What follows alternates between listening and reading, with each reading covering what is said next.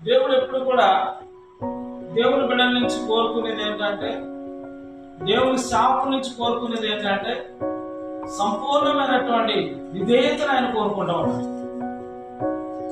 ఏ సందర్భంలో, ఏ పరిస్థితిలో నువ్వు ఎక్కడ దీనుడిగా ప్రారంభించావో, నువ్వు ఎక్కడ దీనుడిగా ఆరంభించావో ఆ దీనత్వం ఒక రోజు ఉంటే సరిపోదు, ఒక నెల ఉంటే సరిపోదు, ఒక సంవత్సరం ఉంటే సరిపోదు. చాలా మంది సేవకులు మనం చూసినప్పుడు వారు మొదటి ఆరంభంలో ఉన్నటువంటి దీనత్వం రోజులు గడిచే కొద్దీ, సేవ గడిచే కొద్దీ మనం చూడలేకపోతున్నాం, కనుక్కోలేకపోతున్నాం. ఒక రోజున ఒక సేవకుడు, నాకు తెలిసిన చాలా మంచి పాస్టర్ ఆయన, నాకు ఏ కళ వచ్చినా ఆయన దగ్గరికి వెళ్ళి కూడా కలభావం చెప్పేవాడు ఆయన. ఒక రోజున ఆయనకి కళ వచ్చినప్పుడు, లేకపోతే వేరే పాస్టర్ గారు కలభావాన్ని ఇలా చెప్పుకుంటూ వస్తామన్నాడు నాతో. తమ్ముడు, పెద్ద పెద్ద రాళ్ళన్నీ పడిపోతూ ఉన్నాయి కళలో చూసినప్పుడు. ఆ రాళ్ళన్నీ దొర్లుకుంటూ ఒక అగాధంలో పడిపోతున్నాయి అన్నప్పుడు, ఏంటన్నా దీని యొక్క ఉద్దేశం, ఏంటన్నా దీని భావన అన్నప్పుడు ఆయన చెప్తున్నాడు, అన్నా తమ్ముడా, నాకు తెలిసింది ఏంటంటే గొప్ప గొప్ప దైవ సేవకులందరూ కూడా కూలిపోతూ ఉన్నారు, పడిపోతూ ఉన్నారు. కారణం ఏంటంటే వారి యొక్క దీనత్వం విషయంలో వారు మార్పు చెందారు కాబట్టి. ఇశ్రాయేలీయులకు మొదటి రాజుగా సౌలును దేవుడు ఎన్నుకున్నాడు. ఎవరు ఎన్నుకున్నాడు? సౌలును ఎన్నుకున్నాడు. ఎన్ని సంవత్సరాలు సౌలు రాజ్య పరిపాలన చేశాడు? 40 సంవత్సరాలు పరిపాలన చేశాడు. కానీ 40 సంవత్సరాల్లో కొన్ని సంవత్సరాలు మాత్రమే అతని అభిషేకంతో, కొన్ని సంవత్సరాలు మాత్రమే దేవునికి ఇష్టంగా, కొన్ని సంవత్సరాలు మాత్రమే దేవునికి అందుబాటులో ఉన్నటువంటి సేవలు చేశాడు. ఇశ్రాయేలు జీవితంలో రాజైనా, యాజకుడైనా, ప్రవక్త అయినా అది సేవే. కొత్త నిబంధన పరిచయంలో మనం చూసినప్పుడు అపోస్తలులు గాను, సువార్తికులు గాను, ఉపదేశించే వారు గాను, ప్రవక్తలు గాను, కాపరులు గాను దేవుడు ఎలా నియమించాడో కొత్త నిబంధనలో కూడా పరిచయం ఉన్నది రాజులుగా. అందుకనే దావీదైనా నా సేవకుడు అంటాడు దేవుడు. సౌలు కూడా కొన్నాళ్ళు మాత్రమే దేవునికి సేవకుడుగా ఉండగలిగాడు. దేవుడు అసలు ఇశ్రాయేలు మీద రాజు నియమించడం దేవుని ఉద్దేశం కానే కాదు. దేవుడు ఏమన్నాడంటే, నేనుండగా మీకు రాజు ఎందుకు, నేనే మీకు ఏమై ఉన్నానో రాజు అయి ఉన్నాను. కానీ ఇశ్రాయేలు ఏం చేశారంటే, పొరుగు అని చూసి, ఇరుగు అని చూసి, మాకు కూడా ఏం కావాలన్నాడు? రాజు కావాలన్నాడు. ఆత్మీయ పాఠం ఏంటంటే, వాళ్ళకి ఏదో ఉందని వాళ్ళని చూసి అడగడం, వీళ్ళకి ఏదో ఉందని వీళ్ళని చూసి అడగడం కాదు. అసలు నీకేం కావాలో ప్రభు దగ్గర అడిగి పొందుకోవాలి. ఎవరికో ఉన్నది మనకు కావాలని అడగడం కాదు. దేవుడు ఒకరు 100 గొర్రెలు ఇస్తాడు, ఒకరికి 50 ఇస్తాడు. అది ఎవరి సామర్థ్యం చొప్పున వానికి ఇస్తాడు. ఒకడికి 5 ఇచ్చాడు, ఒకడికి 2 ఇచ్చాడు, ఒకడికి 1 ఇచ్చాడు. 1 ఇచ్చినోడు ఆయనకు 2 ఇచ్చావు, నాకు 2 ఎందుకు ఇవ్వలేదని అడగలేదు, జరిగిన విషయం వేరే. 2 ఇచ్చినోడు ఆయనకు 5 ఇచ్చాడు కానీ నాకు 5 ఎందుకు ఇవ్వలేదని అడగలేదు. వాని సామర్థ్యం చొప్పున దేవుడు ఇచ్చాడు. ఇక్కడ సౌలుని ఎన్నుకున్నప్పుడు, ఎన్నిక చేయడానికి వచ్చినప్పుడు నిలబడిన వారందరిలో కూడా ఎత్తరైన వాడు, పొడుగైన వాడు ఎవరంట? సౌలు మాత్రమే. సౌలు ఎన్నిక చేయబడినప్పుడు మాట్లాడిన మాట ఒకటి, ఎన్నిక అయిపోయిన తర్వాత మాట్లాడిన మాట ఒకటి. చూడండి, దేవుని యొక్క వాక్యాన్ని మనం చూసినప్పుడు కొన్ని మాటలు మనం చూద్దాం, ధ్యానం చేద్దాం.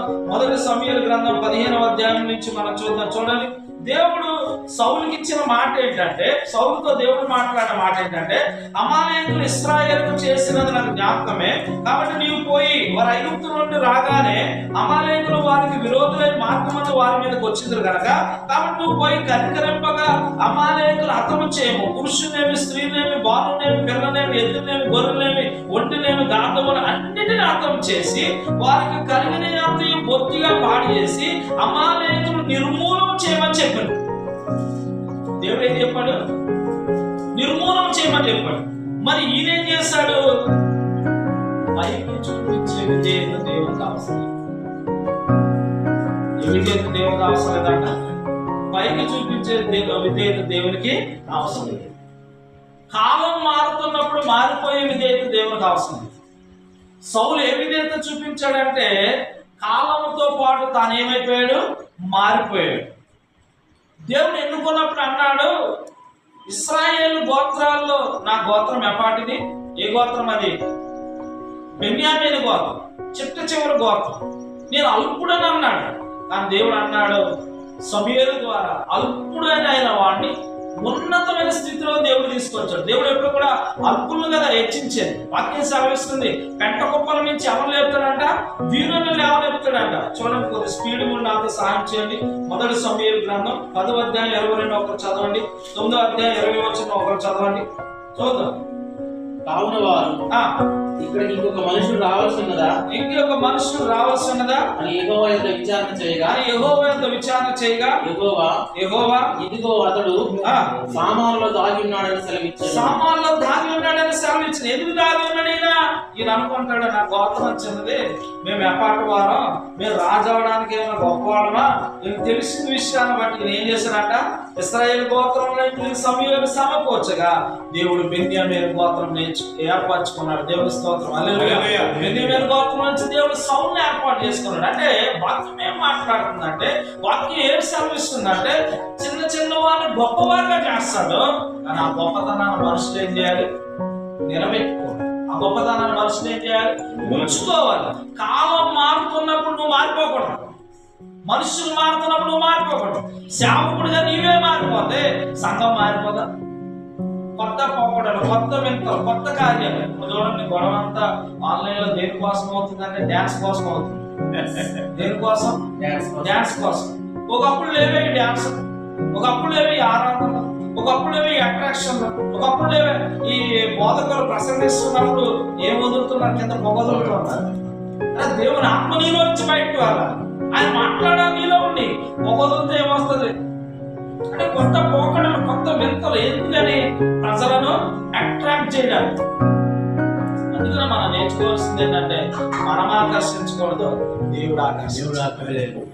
మనం మాట్లాడకూడదు, మనం మాట్లాడిన దాంట్లో నుంచి ప్రభు మాట్లాడాలి. మనం వాడుకోవాలి ప్రభు. కానీ సౌలు జీవితంలో సౌలు ఏం చేశాడంటే, విధేయతకు బదులు ఏం చూపెట్టాడంట? అవిధేయత చూపెట్టాడు. అవిధేయత ఎందుకు చూపెట్టాడు? చూడండి, ఆయన మొదట ప్రారంభంలో బాగానే ఉన్నాడు, ప్రారంభం స్థితిలో బాగానే ఉన్నాడు. రోజులు గడిచే కొద్ది, కాలం మారుతున్నప్పుడు అతను మారిపోయాడు. బయట ఒక మాట ఉంది, మామూలు సాధారణమైన ఒక మాట ఉంది. దేవుడు అంట మారుతున్న కాలంలో, మారుతున్న ప్రజల మధ్య మారని వారి కోసం చూస్తాడు. మనం చెప్తాను, మారిపోతున్నారు అందరూ. కానీ ఎక్కడ ప్రారంభించావు? ఏ ప్రార్థనతో ప్రారంభించావు? ఏ లక్ష్యంతో ప్రారంభించావు? ఏది కావాలని ప్రార్థన చేసి దేవుని సన్నిధిలో ఈ సేవకు వచ్చావు? ఏ సేవను చేయడానికి దేవుని సన్నిధిలో నువ్వు తీర్మానం చేసావు? ఏ సేవ కోసం? అందులో వాక్యం సెలవిస్తుంది, మనం ఒప్పుకున్న దాన్ని గట్టిగా చేపట్టుదాము. ఏ ప్రతిజ్ఞతో దేవుని సేవకు వచ్చావో దాని ముందుకు నడిపించావు. దేవుడు ఎలా చెప్పినప్పుడు ఈయన ఏం చెప్తున్నాడు? చాలా మంది కాల్బలం కలిగి ఉన్నటువంటి ఆ వ్యక్తిగా మనం చూస్తున్నాం. తెలాయిలో మనం లెక్క పెట్టగా కాల్బలం 2 లక్షల మంది అయ్యారట, యోధావారు 10,000 మంది అయ్యారట.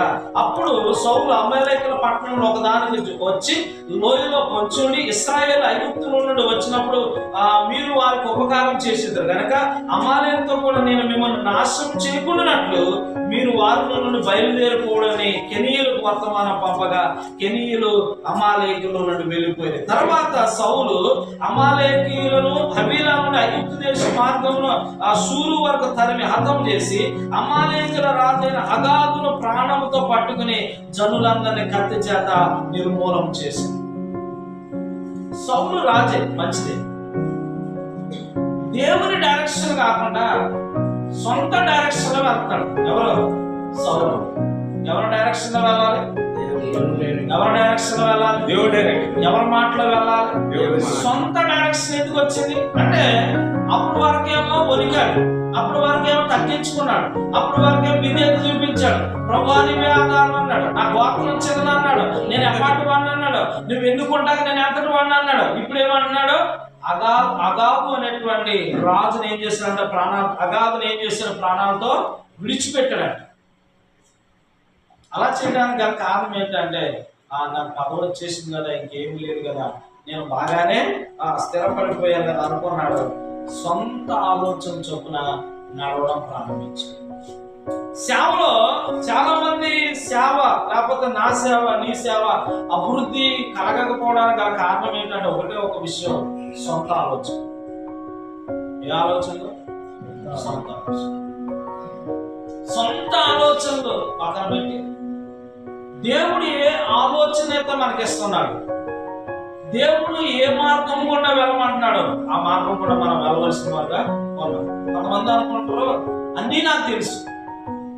అన్నీ ఏం తెలుస్తాయి? 66 పుస్తకాల్లో మనకు తెలిసిందేముంది? మనకు తెలిసింది ఎంత? ఎంతో ఎంతో అనుభవం కలిగిన వాళ్ళు చెప్తుంటానే వాళ్ళకి తెలిసింది ఏం లేదు. కొంతమంది ఉద్దేశం ఏంటంటే అన్నీ నాకు తెలుసు. ఏంటంటే ఒకటే ఫీలింగ్ ఏంటంటే అసలు బైబిల్ పట్టుకోకముందే మనకి ఏం తెలియదు, పట్టుకున్న తర్వాత మనకు తెలిసింది అంత కొంత. వాక్యంలో కాకుండా బయట మనం చూసినప్పుడు ఒక ఆయన అంటాడు, బైబిల్ అంట మహాసముద్రం అంట. ఎంతో తెలిసిన వ్యక్తి మాట్లాడింది ఏం తెలుసా? ఈ మహాసముద్రంలో నాకు తెలిసింది నీటి బొట్ట. ఎంతంట? నీటి బొట్ట. మహాసముద్రంలో తెలిసింది ఎంతంట? నీటి బొట్ట అంత. అంటే బైబిల్ అంతా అవపాసన లేకపోతే తెలుసుకున్న నేర్చుకున్న మనకు తెలిసింది ఎంత ఉంటది? ఇంకా తెలుసుకోవాల్సింది, ఇంకా నేర్చుకోవాల్సింది, ఇంకా తెలవలసింది చాలా ఉన్నదన్నమాట. అయితే సౌలు ఏం చేస్తాడంటే అప్పటి వరకు భయపడే వాడు ఉన్నా, తగ్గించుకునే వాడు ఉన్నా, రాజు అయిన తర్వాత ఇక ఓన్ డైరెక్షన్ వెళ్ళడం మొదలుపెట్టాడు. సొంత ఆలోచన ప్రకారం వెళ్ళడం మొదలుపెట్టాడు. శాపనాలు ఒక మాట చెప్పాడు, సొంత ఆలోచన ప్రకారం వెళ్ళాలా, దేవుని ఆలోచన ప్రకారం. దేవుని ఆలోచన. సౌలు విఫలమవడానికి గల కారణం, సౌలు ఫెయిల్ అయిపోవడానికి గల కారణం ఏంటి? ఒకటే, సొంత ఆలోచన. సొంత ఆలోచన అయితే వచ్చింది. అప్పుడు యెహోవాకు సమూయేలుకు ప్రత్యక్షం ఎలా సెలవిచ్చును, సౌలు నన్ను అనుసరింపక వెనుక తీసి నా ఆజ్ఞలు గైకొనకపోయాను గనుక అతను రాజుగా నిర్ణయించినందుకు నేను పశ్చాత్తాపడుచున్నాను. అందుకు సమూయేలు కోపావేశుడై రాత్రి అంతా యెహోవాకు మొరపెట్టుచుండెను. ఈ మాటకు అర్థం ఏంటి? దేవుడు సమూయేలుతో మాట్లాడుతున్నాడు. ఏమనంటే సౌలు నేను ఎన్నుకున్నాను కదా, రాజుగా చేశాను కదా, అతని విషయంలో నేను బాధపడుతున్నాను. సేవకుడా జాగ్రత్తమైన అలక్ష్యంగా ఉండదు. దేవుడు నీ నా విషయంలో బాధపడితే ఇంకా సేవ ఏం చేయగలదు? దేవుడు ప్రతి ఒక్కరి పట్ల ప్రణాళిక కలిగి ఉన్నాడు. పిలిచిన ప్రతి ఒక్క సేవకుని పట్ల ఏం కలిగి ఉన్నాడు? ప్రణాళిక కలిగి ఉన్నాడు. నీ విషయంలో నా విషయంలో దేవుడు ఏం చేస్తున్నాడు? ఆనందపడాలి కదా. పౌలు ఏమంటాడు?